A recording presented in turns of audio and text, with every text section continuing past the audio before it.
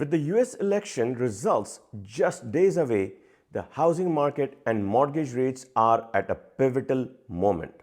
Could this election set off a new wave of mortgage rate increases, or will we see some relief? In this video, we'll explore what could happen to mortgage rates based on the election outcome and what it means for you. Stay with me for a deep dive into this high-stakes scenario. But first, let's set the stage. Why are rates already so high and what's holding them there? Let's catch up on where we stand and why the market's eye are fixed on this election. Mortgage rates are currently sitting above 7%, driven by persistent inflation concerns and a volatile bond market. Even after the Federal Reserve's recent rate cuts, mortgage rates have barely budged. In fact, they have seen a meteoric rise in a short span. Mortgage rates have climbed consistently since the Fed's rate cut on September the 18th and are starting this election week with the average 30-year fixed rate at 7.09%. Some analysts point to what they call the Trump trade, a rising anticipation that if former President Donald Trump wins, policies will lead to higher inflation and greater Treasury issuance. That expectation alone has pushed the 10-year US Treasury yield, which closely influences the mortgage rates, higher. Economists at Capital Economics have indicated they would raise their Fed funds rate forecast by 50 basis points if Trump wins, anticipating a Fed pause on rate cuts. This is significant because a pause or even the hint of a rate hike could lock mortgage rates at higher levels. So what happens if Trump wins? Economists say it's likely we'll see a red sweep, Republican control of both Congress and the presidency. According to Mark Zandi of Moody's Analytics, this could mean a return to a deficit finance tax cuts, aggressive tariffs, and tighter immigration policies, all potentially inflationary moves.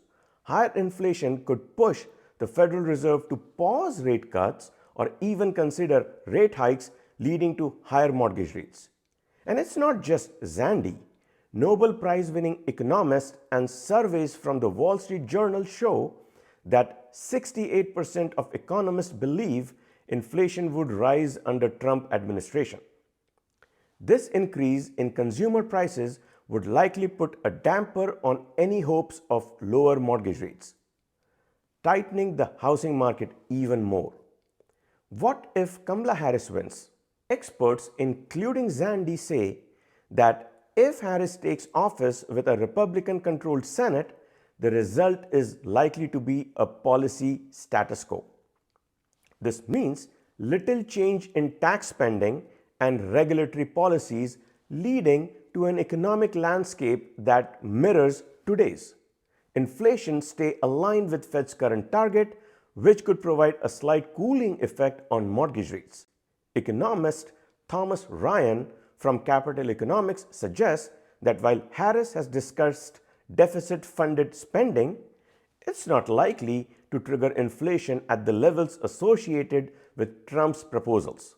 So, under Harris' presidency, the Fed would probably stick to its current plan of gradual rate cuts, which might offer some relief in mortgage rates, though any recovery in housing market would be very slow.